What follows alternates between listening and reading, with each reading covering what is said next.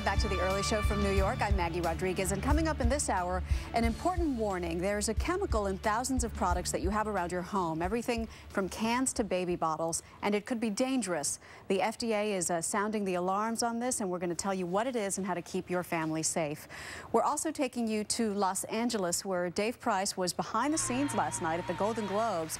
He talked to some of the big winners, and he will bring us the highlights this morning and explain why everybody was wearing those ribbons. But first, we want to get you caught up on your headlines this morning. Erica Hill is at the news desk. Good morning. Good morning, Maggie. Good to see you again. We want to get you straight to the latest information from Haiti this morning. Despite the massive international relief effort, millions of Haitians remain without food, water, and medical care. This morning, the European Union pledging $575 million in aid, and there are increased incidents of violence to report.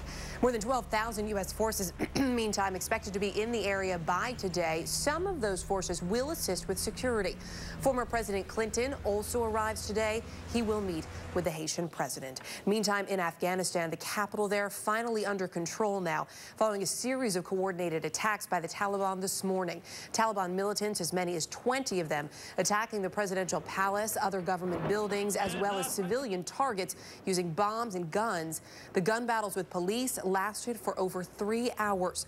At least 5 people were killed, 40 others wounded.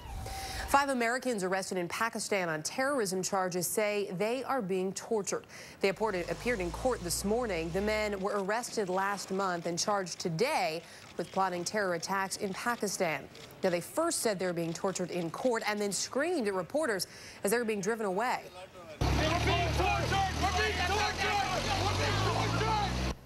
Prison officials deny the men are being mistreated. The man who tried to kill Pope John Paul nearly 30 years ago was released from a Turkish prison this morning. Mehmet Ali Aja left prison in a vehicle convoy. He was taken to a military hospital where he'll undergo a mental health exam. Aja shot and wounded, of course, John Paul in May of 1981. And Britain's Prince William on his first official overseas trip. He is in New Zealand this morning for that. In a welcoming ceremony, William was draped in a Maori cloak and then faced warriors in a traditional challenge to visitors before he was honored with a nose-pressing greeting. Want to turn back now to Dave for another check of the weather. Dave, you weren't here for my nose-pressing greeting this morning. No, I was not here for that, but I am taking an express flight nonstop back, Erica.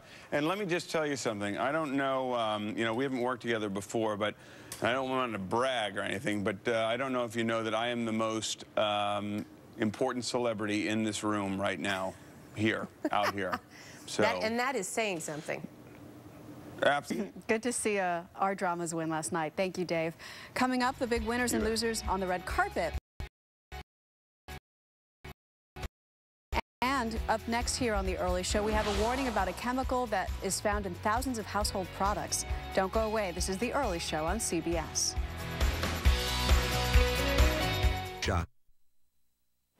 It is 8:12. Welcome back. We have an FDA warning to tell you about this morning. The government agency is encouraging families to limit their children's exposure to a chemical that is found in thousands of household products. CBS News correspondent Kelly Wallace is here with the details. Good morning, Kelly. Good morning, Maggie. Well, for years, some mothers, environmental groups, and some scientists have been warning that bisphenol A, commonly known as BPA, is unsafe and can lead to cancer, diabetes, and other diseases. Well, now in a shift in the agency's position, the FDA is saying the chemical is of some concern. But as we found out, limiting your exposure to it isn't so easy.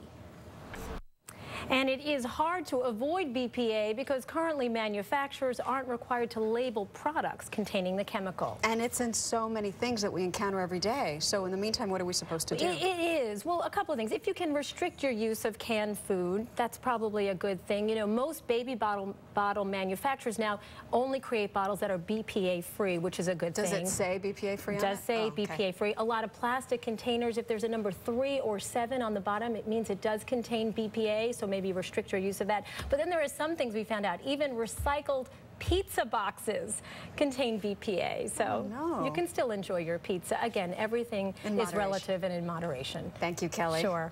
Coming up next, we'll meet some children who won a very special contest, and they're proud this morning, this Martin Luther King Day, as they should be. We'll be right back.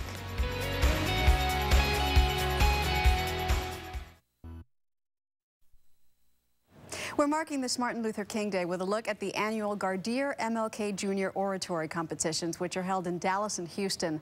4th and 5th graders give speeches on what they hope to achieve in their lives based on Dr. King's achievements.